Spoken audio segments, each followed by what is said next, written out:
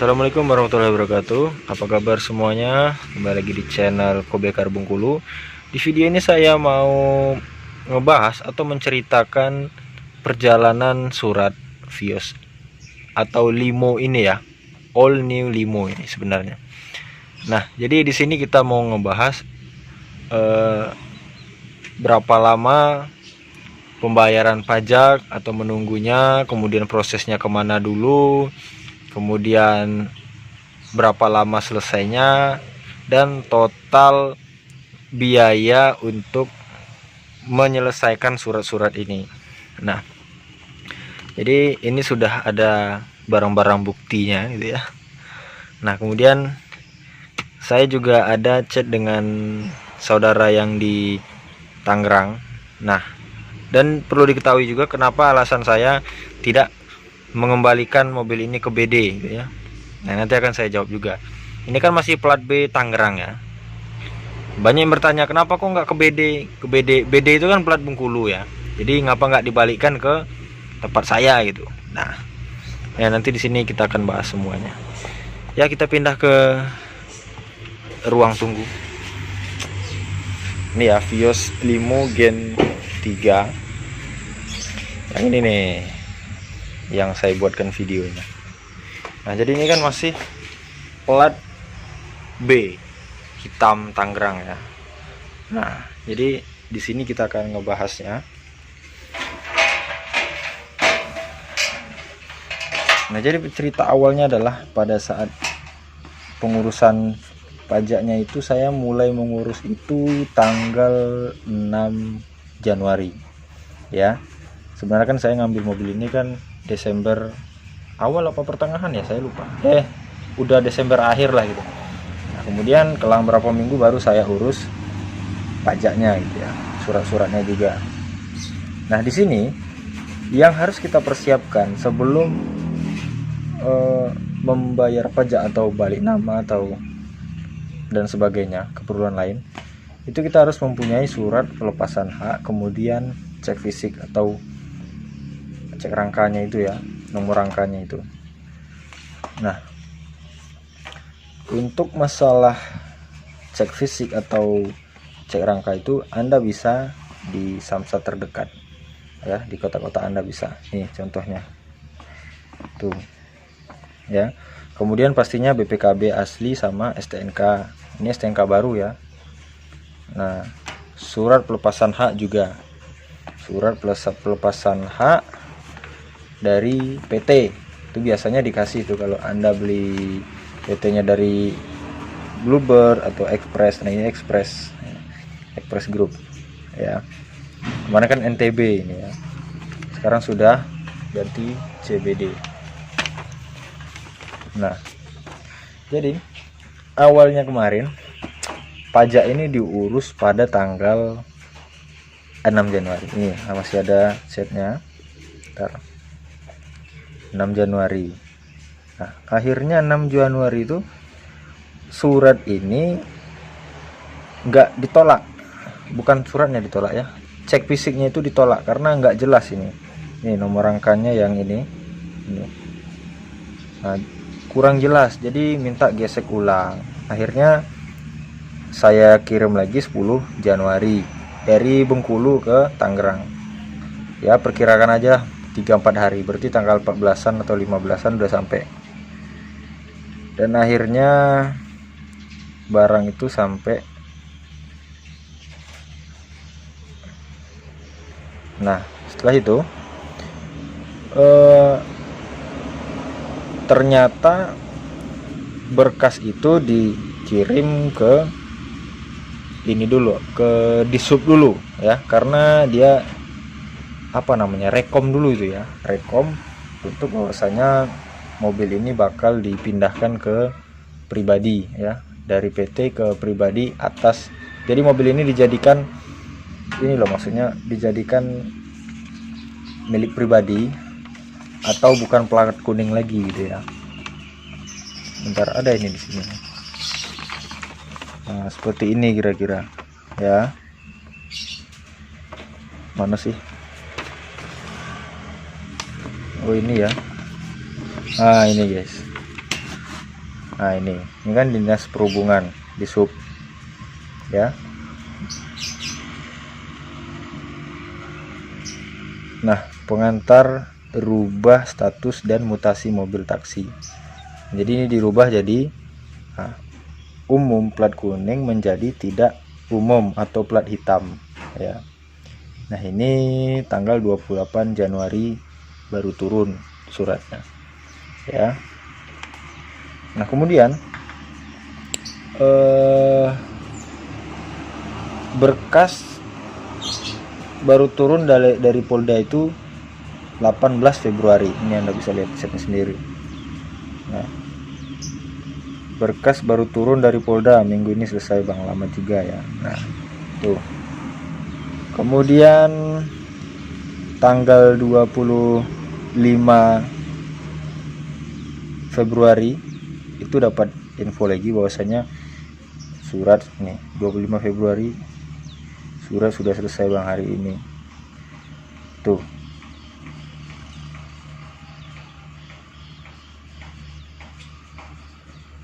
Totalnya 6.300.000, bukan 6.300.000, ini salah. Ini ada suratnya juga, Bos. Ini nggak begitu jelas ya, saya aja nggak kelihatan ini. Nah ini BPKB-nya, ini masih BPKB yang kemarin. Aturannya kalau mau ganti baru ini nambah biaya 500.000 ya. Jadi ini karena kata saya ya udah nggak diganti nggak masalah, cuman namanya masih nama PT gitu ya, nggak nama pribadi. Nah, kemudian ini kan udah keluar CBD ya. Ya sama ya. Ini platnya udah sampai. Tuh. Kemudian nah ini sebenarnya bukan 63 tapi 665 ya. 65. Nah, jadi di sini saya nggak ada buat cerita wah dimahal-mahalkan, bukan. Ini memang asli real WA saya ya gitu. Memang jelas itu video bukti chat yang real, bukan saya buat-buat ya. Ngapain saya buat kurang kerjaan aja gitu. Nah, jadi total mobil ini adalah 6.500.000. Itu kan baru kalau kita pribadi. Berarti kalau sama biro jasa itu kemungkinan bisa lebih lagi. Sedangkan sama saudara aja kita lebihkan kan. Nggak mungkin kita kasih 6.500.000 juga. Sedangkan beliau juga sibuk ngurusin gitu kan. Nggak mungkin. Ya, otomatis kita kasih lebih juga lah. Taruhlah 7 kan. Nah, kemudian kalau ini mau kita jadikan ke pribadi, BPKB ini kan masih atas nama PT.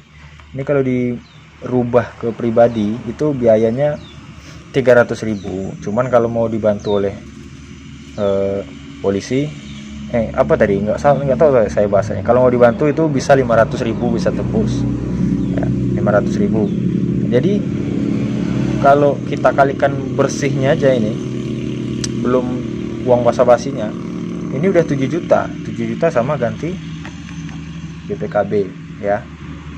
Tapi itu sudah plat hitam, balik nama, sama apa tadi, bayar pajak ya. Nah, itu biayanya 7 juta. Belum kalau kita menggunakan calo. Bisa ya, nggak tahu saya, nanti saya buat malahan buat nambah harga calo. Nggak tahu, entah bisa 8 juta, entah bisa 7,5 juta, atau mungkin bisa lebih murah. Kalau lebih murah nggak mungkin lah. Nggak mungkin dia nggak mau ngambil untung. Ini loh saudara saya sendiri, orangnya juga jujur, nggak mungkin lah mau ini kan. Suratnya kan juga jelas, itu kwitansinya juga jelas ya. Nah, jadi itulah mengapa minusnya mobil ini susah gitu. Mengapa mobil ini murah itu mungkin karena pengurusan suratnya juga susah ya. Nah gitu guys. Jadi jangan misalkan beli mobil 70 juta paling dandanan dikit.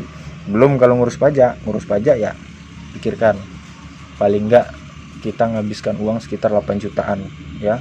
8 jutaan tuh ya maksudnya kan memang ini misalnya 7 juta habisnya, tapi nggak mungkin kita ke sana nggak pakai transport kan, nggak mungkin kita nggak makan kan. dan keperluan-keperluan lainnya, otomatis kita buat uang jaga-jaga yang pastinya itu 8 juta. Nah 8 juta baru untuk surat saja guys ya, tapi udah nama pribadi itu baru ke Tangerang ya. Mobil ini kan aslinya mobil Serpong kalau nggak salah kalau saya nggak salah Serpong ya. Kita lihat dulu ini alamatnya.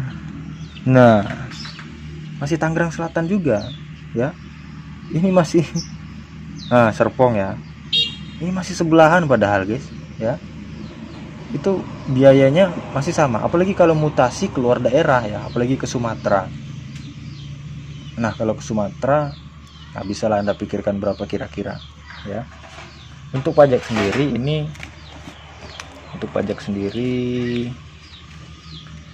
ini salahnya saya kemarin nggak mengembalikan ke BD. Kalau ke BD kan bisa tahu ya berapa tuh. Itu berarti pajaknya 2.080.000 itu ya kayaknya ya. Tuh Anda bisa lihat sendiri ya. Nah bagi teman-teman yang masih ngotot ini Vios, nah ini guys tipe Limo 1,5 STD ya. Nggak ada tulisan Vios di sini ya, nggak ada tulisan Vios sini. Mana lagi ya, Limo STD, nggak ada di sini tulisan Vios ya. Mana lagi, kemudian ada lagi, memang mobil ini Vios cuman namanya udah Limo, nggak bisa lagi kita. Toyota All New Limo ya, All New Limo. Nah jadi untuk total biaya mutasi mobil ini bukan mutasi, balik nama guys ya, sama pengurusan penghitaman, pokoknya mobil ini udah siap untuk Anda. Itu masih Tangerang, sama-sama Tangerang Selatan ya, masih sama Tangsel itu kota Tangerang. Nah itu biayanya udah tahu tadi 7 jutaan ya, 7 juta kalau sama mau ganti ininya ya, paling enggak dana 8 jutaan. Kalau keluar daerah mungkin bisa lebih dari itu kalau Anda menggunakan biro jasa ya, otomatis biro jasa loh pasti dia punya tarif tersendiri gitu kan. Jadi Anda pikirkan untuk mutasi mobil taksi ya. Kalau untuk yang limo lainnya saya nggak tahu, ada yang bilang 5 juta, ada yang bilang 6 juta.